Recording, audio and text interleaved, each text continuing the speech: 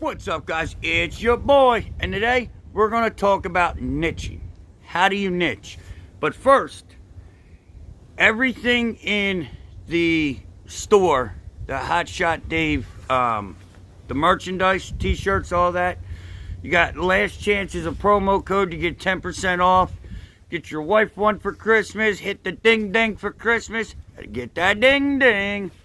And you can go on over to hotshotdave.com. You can buy the books. You can get the mentorship. You can get the consultation.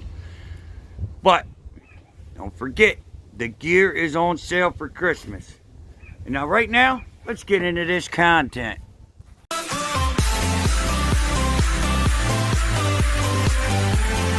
What's up, guys? It's your boy. So today, let's talk about setting yourself apart in the market.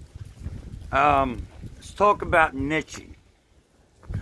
What is a niche? How do you find a niche? Why should you find a niche? A niche is something you specialize in. I want you to think about it this way. You own a house. You have a roof leak, you call a roofer. You have a plumber, you call a plumber. A plumbing leak, you call a plumber. So on and so on. So, if I have a box truck that I need to move, who am I going to call? Am I going to call an enclosed carrier? Am I going to call a 9-car Stinger? Or am I going to call a 3-car wedge open? Someone that specializes in heavy vehicles. Well, a hotshot, you don't specialize in heavy vehicles. I want you to think about this. How many people are non-CDL? That's a niche. That's their niche. How many people have stackers? Okay? So, those two people can't haul box trucks. What about 9-car Stingers? They're not hauling box trucks. So, who hauls box trucks? A, flatbeds. They can do it. Or a wedge. Or any other kind of open flat deck carrier that we may be seeing soon. I don't know. So when you specialize in a market, your name comes to mind. You know what I mean? Like, I have a guy that I'm in the Range Rover circle. As you guys know, you've seen them. So anytime a Range Rover or a Land Rover Defender 90 comes up for transport, my name comes to mind. Because those vehicles, they're not easy to drive. They're right-hand drive. And they're rare. They're high-end. They don't want just anybody messing with that vehicle. If I have that vehicle and I break something on the suspension, you got to wait for it to come from UK. Because they got a special kind of steering. It's all different. You got to wait for it to come from the UK. If you scratch the paint, you've got to repaint the whole thing. And you got to wait. So, when it comes to that kind of stuff, those people look for people they trust. I mean, and those things pay me very, very well. And look at the market lately with Amazon. What is Amazon doing right now? Well, Hotshot, they're building. No, they're not just building. They're buying a lot of vans. Who is making all the money on those vans? So, we see them on non-CDL rigs. We see them on Stinger rigs. You see them on my rigs. Who's making more money? Think about this.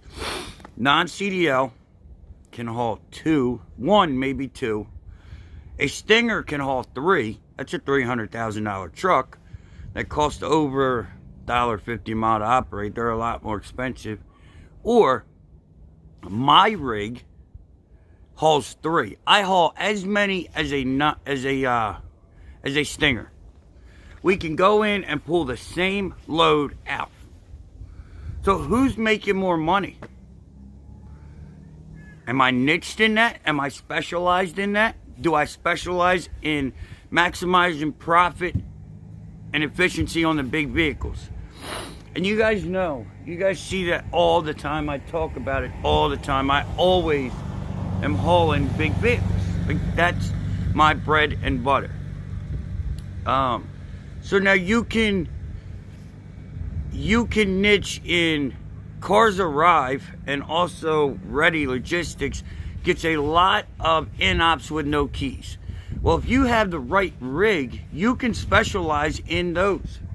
There was a guy, name was Clarksville. I don't know if he still has his transport or whatever, but he had a sneaker lift on the back of his truck. So he could take those cars and put on his trailer just like that. Specialized in that stuff. And he got paid very well to do that stuff. You can have the rigs that are great for barn finds. You know, if you look at these container guys, they have 40-foot trailers that are dropped. That they go at they lift up and whatever, hydraulic lift. That they specialize in those things. That trailer goes for more money if you use it. Look at an RGN, removable gooseneck. If you call one of them guys, you're paying out the nose. So, guys, we are hot shots. We are in a pickup truck. We are in a trailer. Nothing's stopping us from niching and setting ourselves apart. The only way to succeed in this business is set yourself apart. What makes you different than the next guy? What makes you different? I've come across a lot of guys lately, and it always seems to be their same problem is dispatching. They go on Central and they just look at the load board. They look at the load board. So you've got to figure out your niche and then separate it on the load board. I was talking to a guy, and he was looking through 288 cars. Well, you're not going to haul all those cars, so why look at them? And it comes down to the same thing with your freight. You're not going to haul all freight, so break them down. I don't want to look at enclosed cars. I don't want, even if you would let me, I don't want a Lamborghini on my trailer. I don't want it. I don't want the responsibility.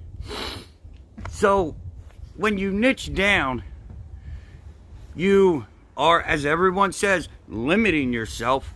But your niche is not all you do. Your niche is your specialty. Your specialty is your bread and butter. There's a guy in Pennsylvania that I do all kinds of work for, and I am his Johnny on the spot. When he calls in a crunch, I get it done. Now, the thing with this relationship is he knows that we have this understanding. Everything is not in a crunch. Like, he bought a truck up in northern Pennsylvania that he wants for this Wednesday, to leave Wednesday with. So, that's a crunch. He doesn't call me with every car needing moved yesterday. It's a respect thing between the carrier and the dealer. And most dealers don't do that. And this customer has done so much for me that he has earned that. And I have earned what he does for me at the same time, you know? So, when you've got to niche and set yourself apart. If you have an abundance of work, if you have too much work, you're doing something wrong. If you're a one-truck carrier. If you are a fleet and your goal is to have 10 trucks running, then yes, you need an abundance of cars. But if I'm sitting on 30 cars this week to move, that means I'm doing them too cheap. It's the same in the sales process. If you post a car up for sale and it sells today, you're doing it wrong. Then nothing should go that quick. And they do the same thing on the load boards. If you watch, they'll post loads, and the quicker they go, the more they reduce the price. The goal is for them to not be gone right away. So, guys, niche out in the market. I'll do another video on that sales tactic there, so keep your eye out. But niche out, set yourself apart. What are you going to do that the others can't or won't? And what sets you apart? So, like, share, subscribe, hit that ding ding, and I will see you tomorrow. Peace.